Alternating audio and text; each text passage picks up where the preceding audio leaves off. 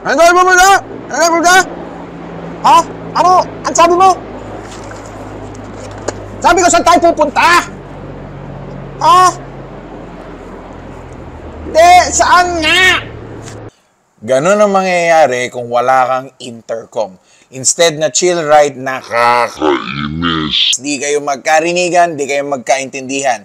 Pero ano ang gagamitin mong intercom? May Bluetooth, may mesh, may kung ano-ano. Anong kailangan mo? Today on Motor World 360, let's explore the world of intercom.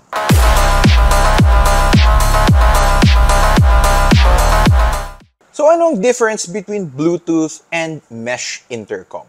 To simplify, ayaw naman natin maging super technical in this video. We just want to give a general idea para malaman natin what suits your riding or what do you need for your riding style. Pag sinabi nating intercom, meron tayong generally two types. One would be ang Bluetooth intercom and two would be yung mesh intercom. Pero ano nga bang ibig sabihin? Kasi lagi nating naririnig yung Bluetooth and yung mesh. Ang Bluetooth intercom ay tulad nung sa parani. Ang ginagawa ng Bluetooth intercom is one rider connecting to the next rider, yung next rider connecting to the next one. Ibig sabihin, para siyang gumagawa ng chain. Kaya ito yung mapapansin natin sa Bluetooth intercom. Kapag nabali yung distansya between any of two riders, nasisira agad yung chain. On the other hand, yung mesh intercom ay tulad ng mga Sena intercom natin. Today, i-discuss natin ang two major models available for Sena mesh intercom.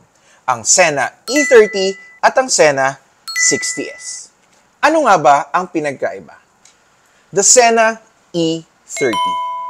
So, Sena E30 is the entry-level model for the Sena Open Mesh series. So, si Sena E30 is one example of an intercom na gumagamit ng mesh technology. So, for the price of 8,990,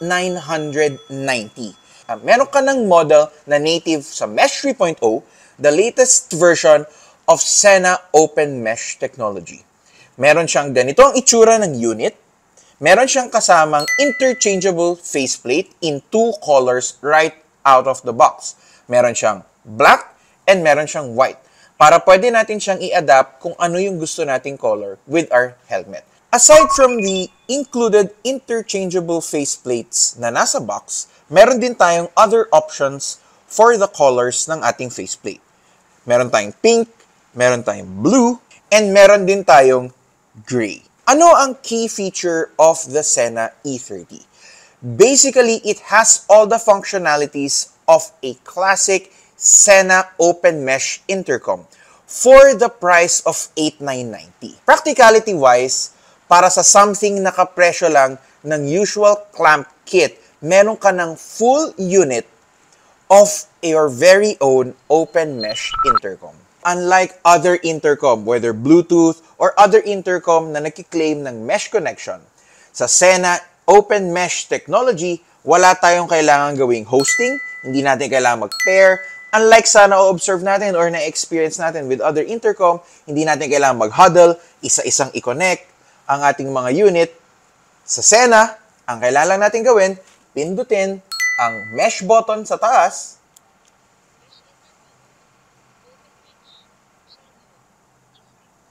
And with that, connected na tayo sa lahat ng riders. With just one tap and sharing the same channel, automatically, connected na tayong lahat. Yon ang totoong ibig sabihin pag sinabi nating Sena Open Mesh Technology. Ang dali, di ba? Pero as if kailangan pa siyang mas padaliin, pwede pang mas madali. Kasi pwede rin nating i-operate ang ating any Sena Mesh intercom with the Sena Motorcycles app. So with the Sena Motorcycles app, pwede nating i-control ang ating unit. And with the Sena Motorcycles app, napakadaling magpalit ng channel kung gusto natin magpalit ng channel. At napakadaling magpalit, change from open mesh to group mesh. Kung ayaw natin na basta-basta may nakakapasok sa network natin. With just this handy-dandy app, pwede natin i-click ang ating mga settings and we're ready to set whatever parameters we want for the connections with our group. Our other model is the Sena 60S. The Sena 60S is our top-of-the-line Sena Mesh Intercom model. Actually, marami na nag-explain ng different features, but ano nga ba ang main difference versus the Sena E30? Number one difference would be, Sena E30 is solely for mesh intercom connection. Ibig sabihin, wala siyang Bluetooth intercom capabilities, unlike the Sena 60S. Sena 60S is both Bluetooth and mesh. Kung may ka-ride ka na Bluetooth ang ginagamit, pwede si 60S. Kung may ka-ride ka na purong mesh lang ang ginagamit, pwede pa rin si Sena 60S. Common question would be if si Sena kaya niyang kumonek sa other mesh intercom brands. With the Sena 60S, yes. Since gumagamit si Sena 60S ng Bluetooth and mesh technology, pwedeng i-bridge ang mesh intercom with other brands. One unique feature of the Sena 60S is how much value it brings to you as a user.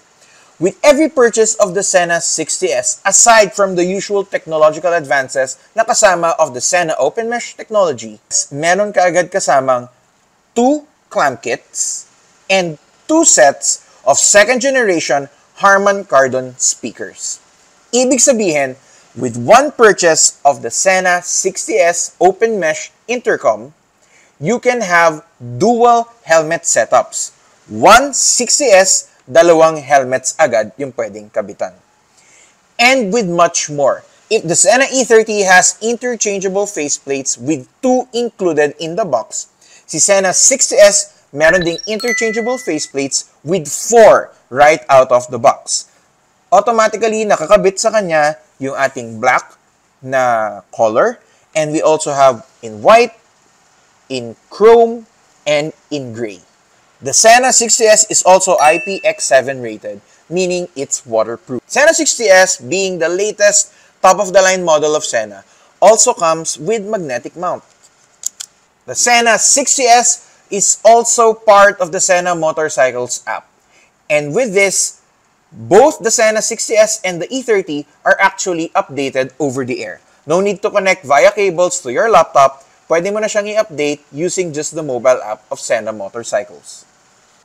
So the Sena 60S also includes adaptive LED lights, which you can also personalize using the Sena Motorcycles app.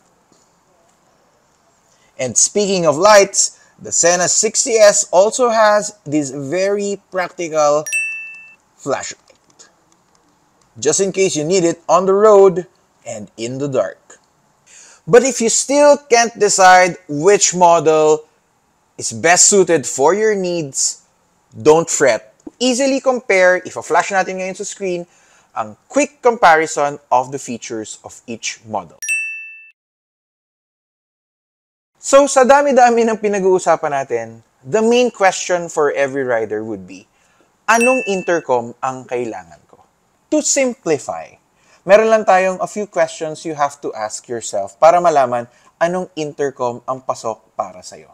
Anong hinahanap mo sa intercom? Madalas ka bang solo ride or ride with a group? If madalas kang solo ride, malamang ang kailangan mo lang features would be something na nakakonect sa phone, nakakasagot ng tawag, nakaka-listen to music, and nakakakausap with your OBR. Kung mas madalas ka naman sa group ride, ang magiging next question natin is gaano ba kalaki ang group na sinasalihan mo tuwing nagra-ride. Lalo na if umaabot na tayo to more than 20 participants in a riding group, we need the mesh intercom technology. So, with those two questions, alam mo na kung Bluetooth or mesh ang mas kailangan mo.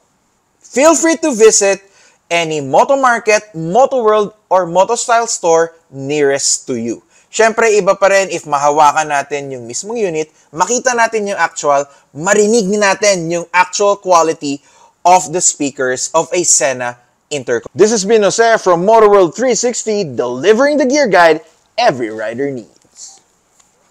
Ah, yun pala yung sinasabi mo. Okay.